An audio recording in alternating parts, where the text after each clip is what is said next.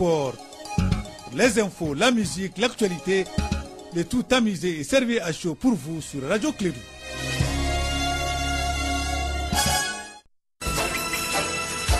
Radio Clédou, le journal avec Sotelma Malitel. Mesdames et messieurs, fidèles auditeurs, et sur le Clédou de sa matinale, sur l'ensemble des réseaux, bonjour à vous et bienvenue. Sur l'ensemble du globe terrestre, on vous accueille avec plaisir. Vous souhaitez une excellente journée, un très bon réveil, une bonne chance et surtout un très bon travail, le tout dans la bonne humeur. Il est exactement 7h en temps universel plus 45 secondes.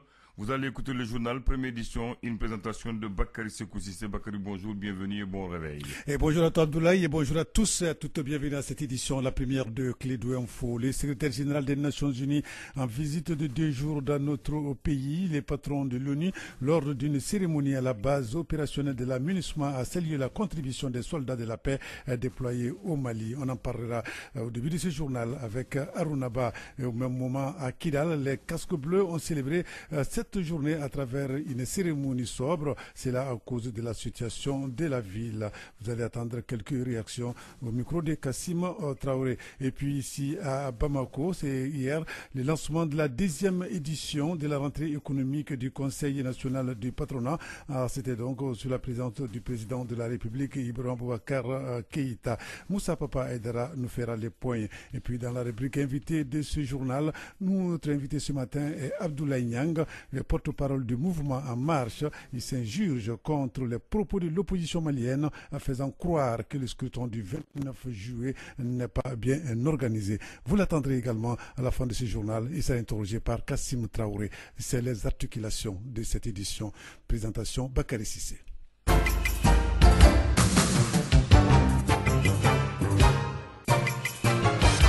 Bienvenue donc à cette édition. Aujourd'hui, nous sommes le mercredi, voilà donc 30 mai 2018. Bienvenue à cette édition, la première de Clédou Info. Tout d'abord, après avoir sauvé la vie d'un enfant, le jeune malien Mamoudou Gazaman a reçu hier mardi 29 mai un récépissé régularisant sa situation, une première étape avant d'obtenir la nationalité française promise par le président français Emmanuel Macron. Il s'est ensuite rendu à la brigade des sapeurs-pompiers où il doit effectuer son service civique. Je le disais tantôt, le secrétaire général des Nations Unies en visite de 2 jours dans notre pays, Antonio Guterres, célèbre la journée des casques bleus. C'était hier le 29 mai ici à Bamako aux côtés des soldats de la paix. Le patron de l'ONU, lors d'une cérémonie à la base opérationnelle de la MINUSMA, a salué la contribution des soldats de la paix déployés au Mali. Il est accompagné par le premier ministre malien Soumilou Boubeye Maïga. Le compte rendu Arunaba. Les casques bleus, 70 ans de service et de sacrifices, c'est le thème retenu pour le 70e anniversaire des opérations de maintien de la paix. À titre de rappel, la première opération de maintien de la paix a été lancée le 29 mai 1948. Cette célébration vise à rendre hommage au personnel civil, policier et militaire pour la contribution au travail de l'ONU. Le 9e secrétaire général des Nations Unies, Antonio Guterres, après avoir déposé une gerbe de fleurs en mémoire des 172 personnes tombées dans le cadre de la mission onusienne lancée au Mali le 1er juillet 2013, s'est exprimé. Il a tenu à saluer les efforts consentis par l'ensemble des acteurs, notamment le gouvernement malien. Il a par ailleurs annoncé des initiatives d'amélioration des cadres de travail pour le maintien de la paix et la sécurité des personnes et de leurs biens partout où exercent les soldats de la paix de l'ONU. De son côté, le Premier ministre du Mali, Soumilou Boubeye Maïga, a félicité les efforts de l'ONU dans ses initiatives de maintien de la paix au Mali, notamment dans le cadre de la MINUSMA ou encore de la force conjointe du G5 Sahel. Dans ses propos, il a fait un historique de la participation du Mali dans les différentes missions de maintien de la paix à travers le monde. Le secrétaire général des Nations Unies, Antonio Guterres, dans son agenda, doit rencontrer les chefs de l'État Ibrahim Boubacar Keïta, des officiels locaux, des personnels onusiens. Il doit également se rendre à l'intérieur du Mali, aux côtés des forces de la MINUSMA et des autorités coutumières et religieuses. Merci Arunaba. À Kidal, les casques bleus ont célébré également cette journée à travers une cérémonie sobre. C'est là à cause de la situation de la ville. Il a été une occasion de faire des rappels, car plus de 3000 2700 casques bleus ont perdu la vie au service de la paix. Au cours des 70 dernières années, plus de 3700 casques bleus ont perdu la vie au service du drapeau des Nations Unies, dont 129 hommes et femmes en 2017. Nous allons écouter les extraits de certaines interventions à Kidal. Certains casques bleus qui remplissent les conditions d'éligibilité vont dans un instant recevoir, en ce jour particulier de commémoration, les médailles de l'ONU au Mali. Cette distinction est un témoignage et une marque de reconnaissance de la communauté internationale pour leur participation aux efforts fournis et au travail accompli en vue de la stabilisation et du maintien de la paix au Mali.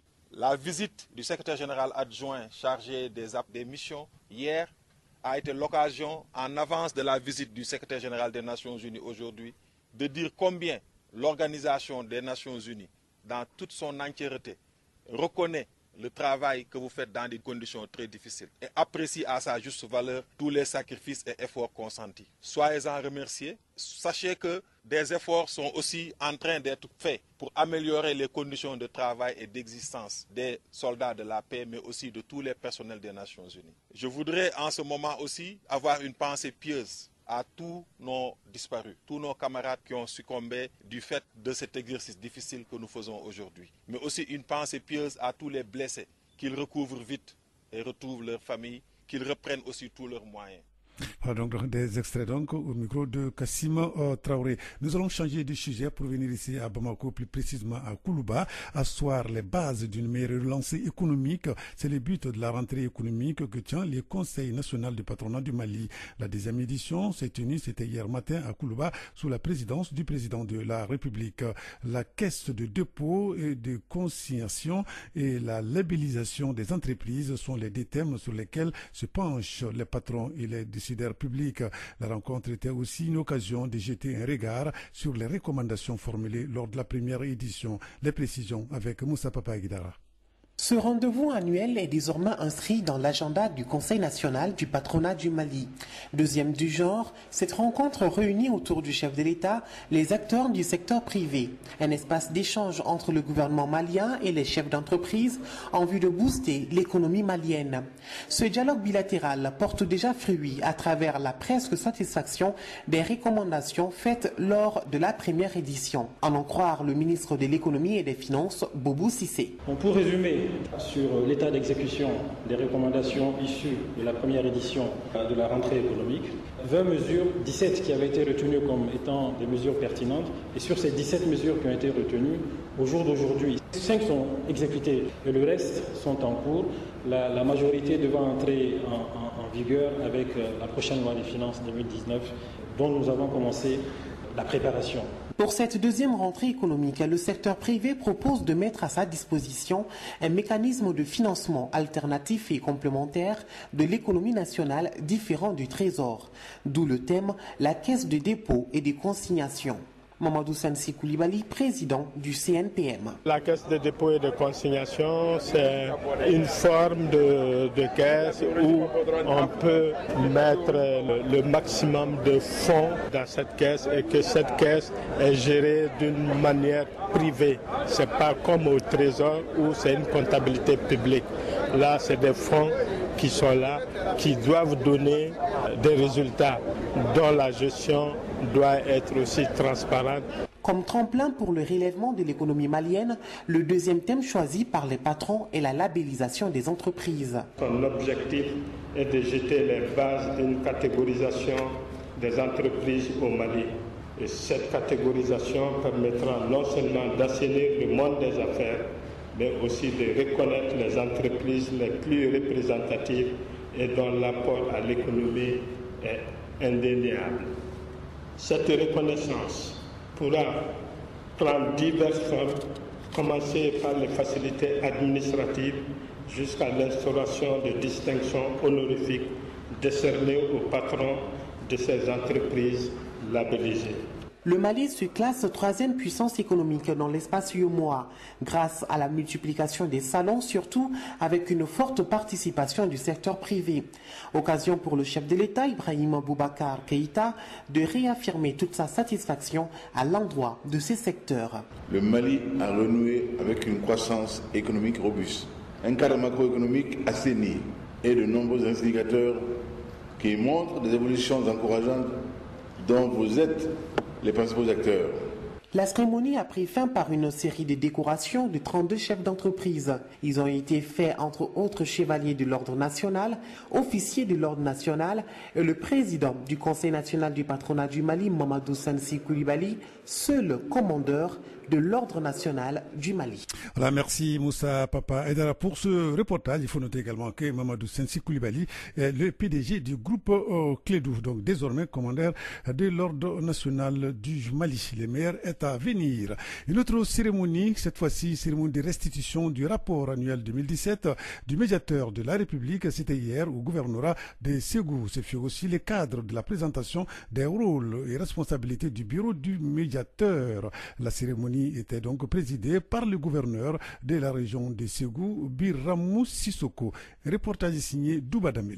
C'est une mission venue de Bamako qui a présenté le rapport annuel 2017 aux Ségoviens. Les travaux de la cérémonie ont surtout porté sur la remise du rapport au gouverneur, la présentation du dit rapport suivi d'un débat d'idées. Salif Diallo, directeur des réclamations au bureau du médiateur, chef de la mission. Le médiateur de la République présente au président de la République et au président de l'Assemblée nationale un rapport annuel. Ce rapport est publié. Après cette présentation solennelle à ces deux illustres personnalités, le médiateur de la République entreprend une mission d'information et de sensibilisation auprès des autorités administratives des régions et des usagers. Après avoir reçu le rapport des mains du chef de la mission, le gouverneur de Ségou, Biramou Sissoko, a assuré de son bon usage. Nous avons aussi pris l'engagement d'accompagner la représentation du médiateur au niveau de Ségou pour mise en œuvre des recommandations qui seront dans ce rapport. L'occasion était aussi bonne pour présenter la délégation régionale du médiateur à Ségou. Moussa Savadogo, délégué du médiateur à Ségou. Dire à la population de Ségou que le médiateur a sa représentation au niveau de la région. Opportunité pour elle quand même de satisfaire à leurs revendications, de satisfaire à leur doléance. Dans le rapport 2017, il est surtout question de la 22e session de l'espace d'interpellation démocratique. En 2017, 290 dossiers d'interpellation ont été présentés. À la fin de la cérémonie de restitution, des copies des rapports annuels 2016 et 2017 ont été données aux participants. Dans la région de Ségou, la mission de restitution est aussi attendue à Bla et à Baroueli. De Ségou, Douba Dambélé pour la radio Clédou. Merci Douba. Retour à Bamako. Bras de fer entre la direction générale de la protection civile et la section syndicale de cette de cette entreprise, bien sûr. Hier, la direction était devant la journaliste pour le colonel Seydou Doumbouya, le directeur général de la protection civile. Il regrette en tout cas la mauvaise foi de la section syndicale lors des négociations sur leur cahier de doléances. On l'écoute, les propos sont recueillis par André Traoré. Il apparaît clairement que la section syndicale de la protection civile a sciemment créé des blocages à toutes les instances pour qu'on ne puisse pas examiner les différents points de revendication contenus dans leur préavis de grève. D'abord, au niveau du cadre de concertation à la direction générale de la protection civile, ils ont claqué la porte aux réunions et ils ont ajouté 7 autres points aux 3 premiers pour en faire 10 et ériger ces points en un préavis de grève. Au niveau de la commission de conciliation, ils ont créé un autre blocage afin qu'on ne puisse pas examiner ces points. En réalité, aucun de ces points ne sera constitué un point de revendication à toi. C'est ainsi que dans toutes les régions du Mali, aucun élément de la section syndicale de la protection civile n'a voulu observer cette grève. À Bamako, plusieurs éléments du même syndicat se sont abstenus d'aller en grève. Au terme de la journée d'hier, on n'a enregistré que 15 à 16 éléments qui ont observé cette grève. Cette grève de certains éléments de la section syndicale de la protection civile n'est qu'un épisode d'un vaste programme de déstabilisation de ce grand service de l'État, orchestré et entretenu par certains cadres de ce même service pour l'atteinte de leur agenda personnel et inavoué. Alors, donc, les propos du colonel Sidou Doumbia, le directeur général de la protection civile, c'était hier à l'issue de la conférence de presse. Clé Info, première édition. Nous arrivons maintenant dans la page invité. Je le disais tantôt que notre invité de ce matin est Abdoulaye Thiam, je vais dire. Il est le porte-parole du mouvement En Marche. Il s'insurge contre les propos de l'opposition malienne, faisant croire que le scrutin du 29 juillet n'est pas bien organisé. Les militants du mouvement Mali En Marche donc ne sont pas d'accord. Plus de précisions avec Abdoul Niang. Il est interrogé par Kassim Traoré. Abdoul Niang, bonjour. Bonjour. Vous êtes le porte-parole du mouvement de la société civile le Mali En Marche. Oui. Vous avez animé une conférence de presse. Est-ce qu'on peut savoir les raisons qui vous ont poussé à animer ce point de presse sur le processus électoral? Qui parle d'élection parle d'organisation. Le gouvernement est en train de tout mettre en œuvre en concertation avec les partis politiques, tant de la majorité que de l'opposition, pour une meilleure organisation et que les résultats puissent être acceptés par tous. Mais on a constaté que malgré la satisfaction de presque toutes les revendications formulées par l'opposition, la même opposition continue toujours de crier à la fraude sans pour autant montrer une preuve quelconque. Et c'est dans cet esprit que l'Organisation internationale de la francophonie a été sollicitée par le gouvernement pour auditer le fichier électoral. Et le résultat a été un peu plus clair que le fichier électoral du Mali, contenant plus de 8 millions d'électeurs répartis entre plus de 23 000 bureaux de vote, était suffisamment fiable pour permettre la tenue des élections générales au Mali en 2018. Et également, ils ont parlé des failles au niveau de la loi électorale. Ils ont fait des propositions. La nouvelle loi électorale a été adoptée à l'Assemblée, loi appréciée par l'opposition même, et toutes leurs revendications ont été prises en compte. Mais malgré tout, ils ont encore parlé de la certification de l'élection. Nous, au Mali, on n'a pas le même scénario qu'en Côte d'Ivoire. Que Dieu fasse que le Mali ne connaisse un tel scénario. Donc, nous, on n'a pas compris d'où vient cette nécessité de donner la certification des résultats à la MINUSMA en lieu et place de la Cour constitutionnelle. Une opposition qui paralyse le Mali pendant plus de 2 mois au nom de la Constitution, au nom du respect de la Constitution, et que quelques mois après, la même opposition vient nous dire qu'il faut balayer la Constitution, qu'il faut violer la souveraineté et la Constitution du Mali pour mettre le Mali sous tutelle de l'ONU, donc à travers le mandat de certification que l'opposition demande. Nous, on n'a pas pu comprendre ça. On a compris que malgré toutes ces mesures pour la tenue d'une bonne élection, l'opposition crie à la fraude, etc. Donc, on a compris qu'il y a autre chose. Est-ce que vous ne pensez pas que le consensus a aussi permis l'élaboration et la révision de la loi électorale et facilité aussi l'audit du fichier? Effectivement, il y a eu consensus. L'opposition a participé comme les partis de la majorité. Et même au niveau de la révision de la loi électorale, il y a eu un consensus politique, il y a eu des concertations. L'opposition est venue avec ses propositions qui ont toutes été prises en compte, ou bien à 90% selon leurs députés que nous avons interviewés. Donc malgré tout ça, on voit, ils crient encore à la fraude. Pour nous, c'est autre chose qui est en préparation. C'est les partis de la majorité qui devraient, et le gouvernement qui devrait sortir pour informer l'opinion, pour attirer l'attention sur cette réalité. Mais nous, on a compris en tant que journalistes, en tant que citoyens maliens, qu'on ne peut pas s'asseoir et regarder le pays aller à la crise, que ça doit être le rôle de tel ou tel. Donc si ce dernier ne le fait pas, tout le monde ne fait rien, qu'on s'assoit croiser les bras. Alors, au-delà de la conférence de presse, quels sont les autres moyens que vous allez utiliser afin de sensibiliser la population?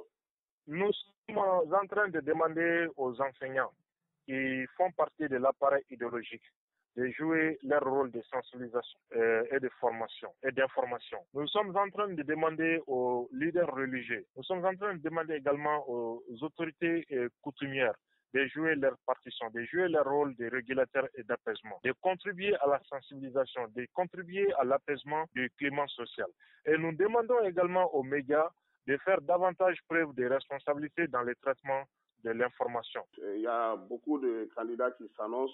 On a vu que le président de la République, qui a été beaucoup hésitant, a finalement accepté se déclarer. Quel est votre avis sur cette déclaration d'IBK? Oui, le président IBK estime avoir commencé une mission qu'il entend achever donc avant de passer le relais. Vous voyez qu'il a été beaucoup sollicité, les couches de la société qui ont fait le défilé à Koulouba pour lui demander de se présenter.